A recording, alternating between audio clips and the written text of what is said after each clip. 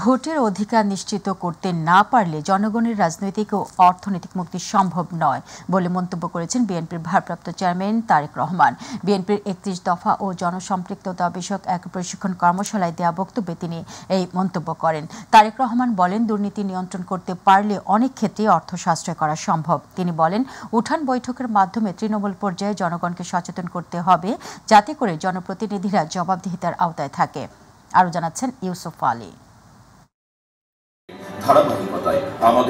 Diploma engineers ইনস্টিটিউশনে রাষ্ট্র কাঠামো মেরামতের ৩১ দফা ও জনসম্পৃক্ততা বিষয়ক প্রশিক্ষণ কর্মশালার আয়োজন করে বিএনপি। অনুষ্ঠানে দলের ভারপ্রাপ্ত চেয়ারম্যান তারেক রহমান বলেন, ক্ষমতার লোভ না করে জনগণকে তাদের অধিকার ফিরিয়ে দিতে কাজ করতে হবে।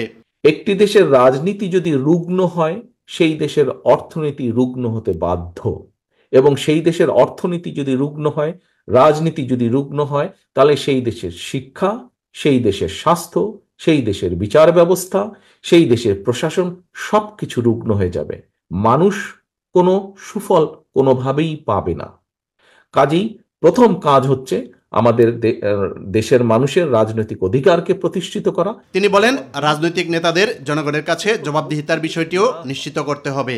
জনগণের রাজনৈতিক এবং অর্থনৈতিক মুক্তি দুটোই দরকার। তাহলে যেই সংস্কারই করি, যাই করি আমরা, কোনোটিই কাজে লাগবে না। জবাবদিহিতা তৈরি করতে হবে।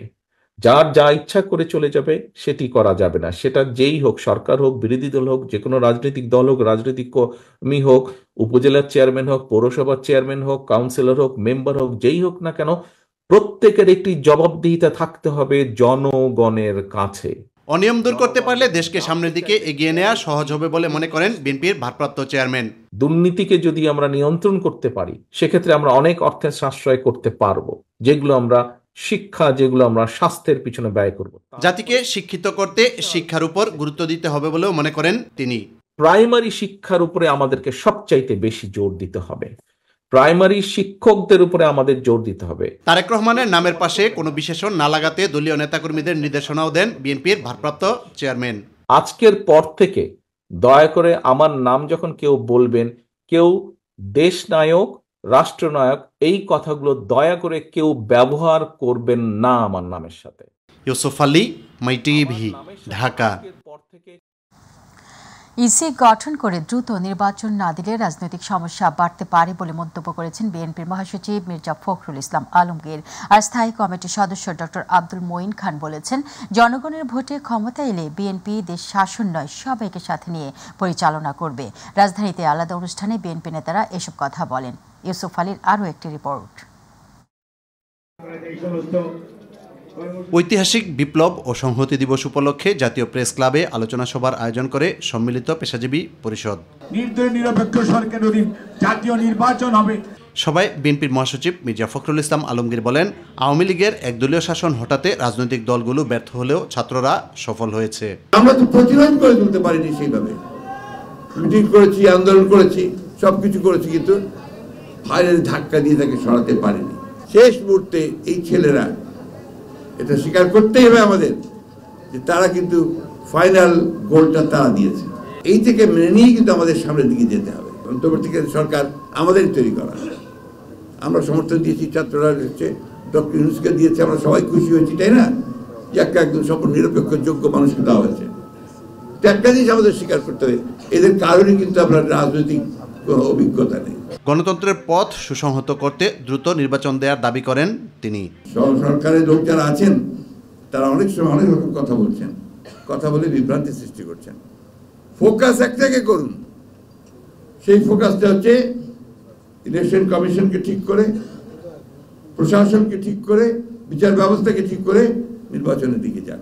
আমরা বলছি দ্রুত নির্বাচন দ্রুত করো। কেন বলছি? বিএনপি ক্ষমতা যাওয়ার জন্য ন, আমরা বলছি নির্বাচনটা দ্রুত না হলে এই সমস্যাগুলো বাড়বে, অন্যান্য সমস্যা বাড়বে। এখন আপনার যারা গণতন্ত্রকে ধ্বংস করতে চায়, বাংলাদেশের আপনার যে স্টেবিলিটি, নষ্ট করতে চায় তারা মাথা চারা দিয়ে উঠছে। ডিপ্লোমা ইঞ্জিনিয়ার্স ইনস্টিটিউশনে রাষ্ট্র কাঠামো মেরামতের 31 দফা ও জনসম্পৃক্ততা বিষয়ক প্রশিক্ষণ কর্মশালায় বিএনপির স্থায়ী কমিটির সদস্য ডক্টর আব্দুল মঈন খান বলেন, কোনো একক ব্যক্তি নয়, 18 কোটি মানুষের মধ্যে যারা গণতন্ত্রে বিশ্বাস করেছে তারাই জুলাই আগস্ট বিপ্লবের মহানায়ক হয়েছে। ইনশাআল্লাহ আল্লাহর রহমতে যদি জনগণ আমাদের ভোট দেয়, আমরা যে প্রতিশ্রুতি দিয়েছি সেই প্রতিশ্রুতি অনুযায়ী জনগণের কল্যাণে এই 31 দফা সংস্কার ইনশাআল্লাহ আমরা সম্পাদন করব আমাদের জনাব তারেক রহমান সাহেবের নেতৃত্বে। ইউসুফ আলী, মাই টিভি, ঢাকা। করব না এখানে। আইন, বিচার ও সংসদ বিষয়ক উপদেষ্টা ডক্টর আসিফ নজরুল বলেছেন, খুব প্রয়োজনীয় কিছু সংস্কার করে যত দ্রুত সম্ভব নির্বাচন দেবে সরকার। দুপুরে নিজ মন্ত্রণালয়ের সম্মেলন কক্ষে এক সংবাদ সম্মেলনে তিনি এই কথা বলেন। তিনি জানান, 1 জুলাই থেকে 5 আগস্ট পর্যন্ত সব ফৌজদারি মামলা বাতিল করা হবে। উপদেষ্টা বলেন, আন্তর্জাতিক অপরাধ আইন সংশোধন অধ্যাদেশ বুধবার উপদেষ্টা পরিষদের বৈঠকে তোলা হবে। সাইদুর রহমান আবিরের রিপোর্টে বিস্তারিত। অন্তর্বর্তীকালীন সরকারের 100 দিন উপলক্ষে নিজ মন্ত্রণালয়ের সভাকক্ষে সংবাদ সম্মেলন করেন আইন, বিচার ও সংসদ বিষয়ক উপদেষ্টা ডক্টর আসিফ নজরুল। অনেক শ্রম দিতে হয়েছে। সংবাদ সম্মেলনে উঠে আসে আইনি বিভিন্ন বিষয়। গণমাধ্যম থেকে প্রশ্ন আসে চলমান মামলা প্রসঙ্গে। ঢালাও মামলা হচ্ছে, সরকার কিন্তু মামলা করছে না, ব্যক্তি পর্যায়ে ঢালাও মামলা হচ্ছে, মামলার নামে আপনার বাণিজ্য করা হচ্ছে, হয়রানি করা হচ্ছে। যারা হয়রানির শিকার হচ্ছে তাদের জন্য বিরাট একটা প্রতিকারের সুযোগ সৃষ্টি হবে এই সকল আদালতে সরকারি প্রকৌশলী আপনার রিক্রুট করার মাধ্যমে। ছাত্র জনতার আন্দোলনের সময় সব ফৌজদারি মামলা বাতিল করা হবে বলেও জানান তিনি। তুলে ধরেন ডিজিটাল সিকিউরিটি আইন বাতিল করে নতুন আইন করার পরিকল্পনা। উপদেষ্টা পরিষদের আমরা সাইবার সিকিউরিটি অ্যাক্ট বাতিল হবে আপনাদের বলেছি। বাতিল হওয়ার সাথে সাথে এই আইনের অধীনে যে সমস্ত স্পিচ অফেন্সের, কথা বলার অপরাধে স্পিচ অফেন্স হয়রানিমূলক ছিল এই মামলাগুলা, সেই মামলাগুলা একসাথে রহিত হয়ে যাবে বা উইথড্রন হয়ে যাবে। এটা আমরা আমাদের যারা আইন মন্ত্রণালয়ের কাজ আমরা করে দিয়েছি, এটা তথ্য প্রযুক্তি মন্ত্রণালয়ের কাছে আছে। এই আইনটা বাতিল হওয়ার সাথে সাথে সাইবার সুরক্ষা আইন নামে একটা আইন করা হবে, যেখানে কম্পিউটার এবং হ্যাকিং রিলেটেড অফেন্সগুলোর বর্ণনা থাকবে। উপদেষ্টা বলেন, আন্তর্জাতিক অপরাধ আইন সংশোধন অধ্যাদেশ আগামীকাল উপদেষ্টা পরিষদের বৈঠকে তোলা হবে। অধ্যাদেশ পাশ হলে সে অনুযায়ী কার্যক্রম শুরু হবে। আপিল বিভাগ ও হাইকোর্ট বিভাগে বিচারক নিয়োগে নতুন আইন করা হবে বলেও জানান আসিফ নজরুল। বলেন, সংস্কার কমিশনের রিপোর্ট পাওয়ার পর রাজনৈতিক দলগুলোর সাথে আলোচনা শুরু হবে। এটা হচ্ছে হাইকোর্ট বিভাগ এবং আপিল বিভাগে বিচারক নিয়োগ নিয়ে আপনারা জানেন বিভিন্ন সময় সরকারের আমলে অনেক অভিযোগ উত্থাপিত হতো।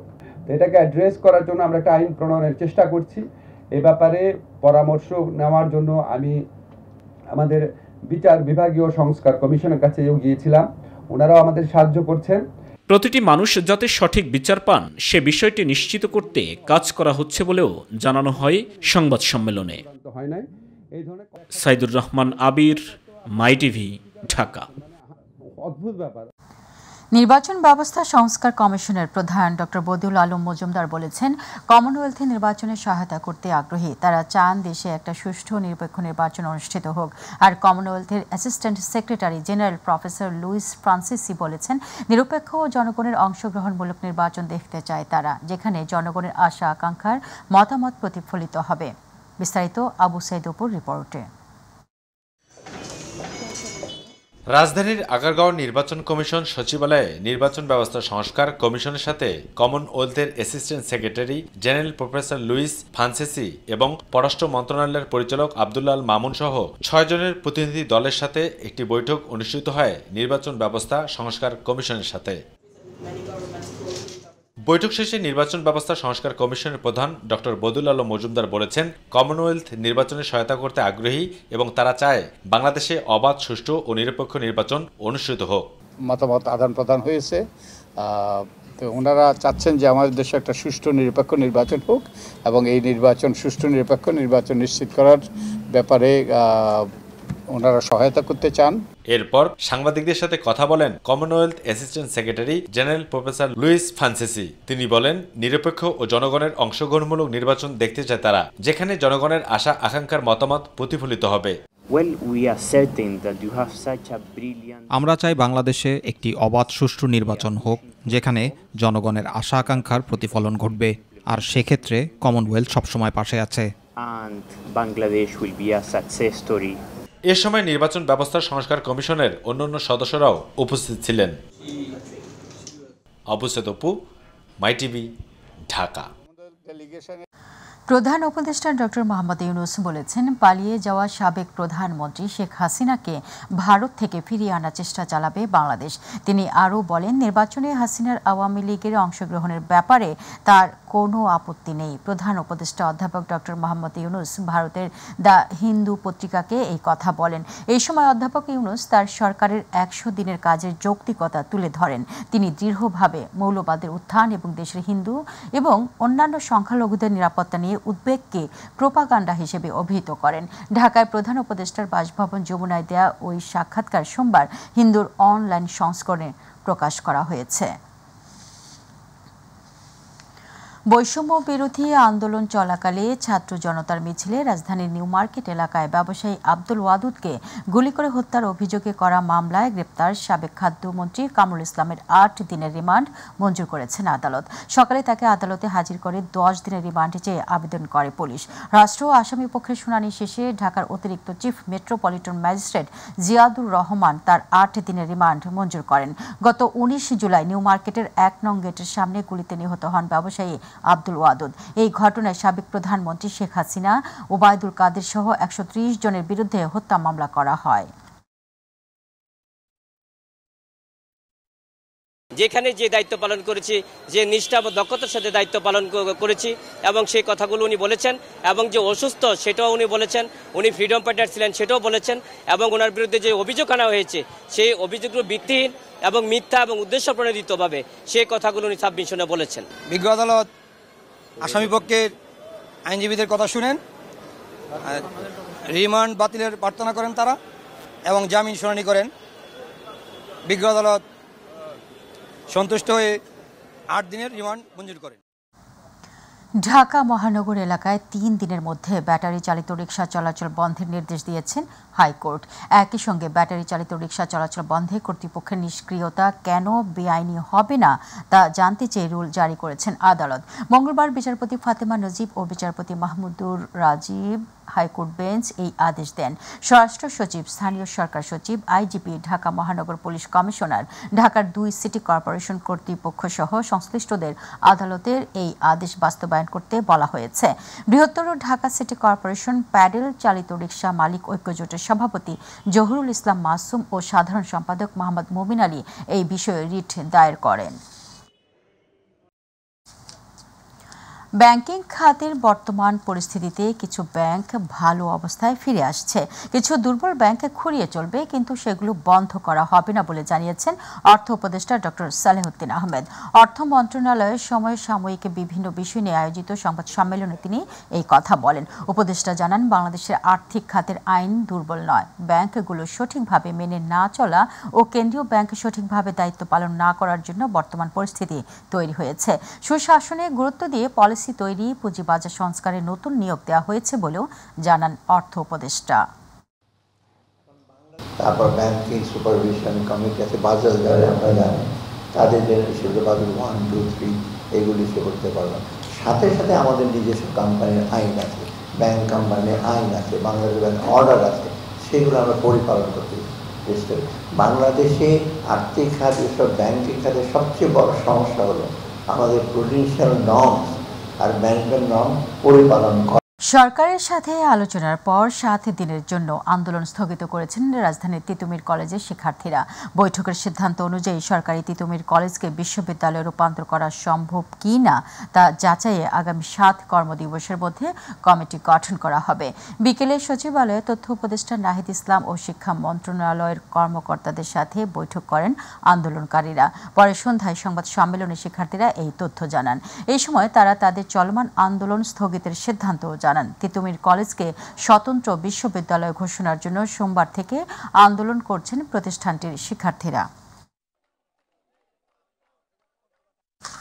স্বরাষ্ট্র উপদেষ্টা অবসরপ্রাপ্ত লেফটেন্যান্ট জেনারেল জাহাঙ্গীর আলম চৌধুরী বলেছেন, ভারতীয় মিডিয়া বাংলাদেশ নিয়ে মিথ্যা প্রচারণা চালাচ্ছে। পাকিস্তান থেকে চট্টগ্রাম বন্দরে পণ্যবাহী একটি জাহাজ আসা নিয়ে ভারতীয় মিডিয়া মিথ্যাচার করছে। বাংলাদেশের বন্দরে সব দেশের জাহাজ আসবে, শুধুমাত্র কোনো একটি দেশের জাহাজই বাংলাদেশের বন্দরে আসতে পারবে এমন কোনো বিষয়ে বাংলাদেশ কারো কাছে দায়বদ্ধ নয়। চট্টগ্রামের দামপাড়াস্থ সিএমপি কার্যালয়ে আইন শৃঙ্খলা বাহিনীর কর্মকর্তাদের সাথে বৈঠক শেষে সাংবাদিকদের তিনি এসব কথা বলেন। স্বরাষ্ট্র উপদেষ্টা বলেন, যারা বাংলাদেশের বিরুদ্ধে মিথ্যা প্রচারণা চালায় তারা বাংলাদেশের শত্রু। যদি আমরা কোনো জায়গায় পয়সা খাই কি কোনো কিছু আপনি বলেন, আমি তো বলছি আপনারা ফ্রি বইলা দেন, আমরা রেকটিফাই করব, কিন্তু আমার একটা অনুরোধ, মিথ্যা সংবাদ দিবেন না, যেটা ঘটে নাই ওটা বলবেন। এতে কিন্তু পার্শ্ববর্তী দেশ সুবিধা পেয়ে যায়। দেখেন যে পার্শ্ববর্তী দেশ, আমাদের মিডিয়ার যে একটা সুনাম আছে, পার্শ্ববর্তী দেশের মিডিয়ার অত সুনাম নাই, যে তারা মিথ্যাই কিন্তু প্রচার করে সবচেয়ে বেশি। আর এই মিথ্যাটারে কিন্তু কাউন্টার করতে পারেন শুধু আপনারা। ভারতের আদানি গ্রুপের সঙ্গে বিদ্যুৎ চুক্তি পর্যালোচনায় 1 মাসের মধ্যে কমিটি গঠন করার নির্দেশ দিয়েছেন হাইকোর্ট। একই সঙ্গে 2 মাসের মধ্যে এই সংক্রান্ত বিষয়ে প্রতিবেদন দাখিলের নির্দেশ দিয়েছেন আদালত। শুনানিতে ভারতের আদানি গ্রুপের সঙ্গে করা বিদ্যুৎ চুক্তি নিয়ে প্রশ্নও তুলেছেন হাইকোর্ট। সেই সঙ্গে আদানি পাওয়ার প্ল্যান্টের সঙ্গে বাংলাদেশের বিদ্যুৎ চুক্তি কেন পুনর্বিবেচনা নয় জানতে চেয়ে রুল জারি করেছেন হাইকোর্ট। এই সংক্রান্ত বিষয়ে দায়ের করা রিটের প্রাথমিক শুনানি নিয়ে আজ হাইকোর্টের বিচারপতি ফারাহ মাহবুব ও বিচারপতি দেবাশিস রায় চৌধুরীর সমন্বয়ে গঠিত বেঞ্চ এই আদেশ দেন। বাংলাদেশের স্বার্থের পরিপন্থী এই চুক্তিটা বাতিল করার জন্য কেন নির্দেশনা প্রদান করা হবে না, এই মর্মে রুল ইস্যু করেছেন। সাথে সাথে 3টা অন্তর্বর্তীকালীন আদেশ দিয়েছেন। সেন্ট মার্টিন পর্যটকদের ভ্রমণে বিধিনিষেধ প্রত্যাহারের দাবিতে কক্সবাজার কলাতলী মোড়ে সড়ক অবরোধ করে কাফনের কাপড় পরে বিক্ষোভ করেছে সেন্ট মার্টিনের বাসিন্দারা। এতে করে সড়কের 2 পাশে প্রায় 2 কিলোমিটার এলাকায় যানজটের সৃষ্টি হয়। এদিকে 5 ঘন্টা পর জেলা প্রশাসনের আশ্বাসে সড়ক থেকে অবরোধে তুলে নেন সেন্ট মার্টিন দ্বীপের বাসিন্দারা। এতে শহরে যান চলাচল স্বাভাবিক হয়। ঘটনাস্থলে গিয়ে কক্সবাজারের অতিরিক্ত জেলা প্রশাসক সার্বিক মোহাম্মদ ইয়ামিন হোসেন সেন্ট মার্টিনের বাসিন্দাদের দাবি সরকারের উচ্চ পর্যায়ে পৌঁছে দিয়ে সমাধানের আশ্বাস দিলে অবরোধ প্রত্যাহার করেন আন্দোলনকারীরা। চিরনিদ্রায় শায়িত হলেন স্বাধীন বাংলা ফুটবল দলের অধিনায়ক বীর মুক্তিযোদ্ধা জাকারিয়া পিন্টো। মিরপুর বুদ্ধিজীবী কবরস্থানে দাফন করা হয়েছে এই ফুটবল কিংবদন্তিকে। বিদায়বেলায় ক্রীড়াঙ্গনের সর্বস্তরের মানুষের ভালোবাসায় সিক্ত হন জাকারিয়া পিন্টো। মোহামেডান ক্লাবে জাতীয় এই বীরকে দেয়া হয় গার্ড অব অনার।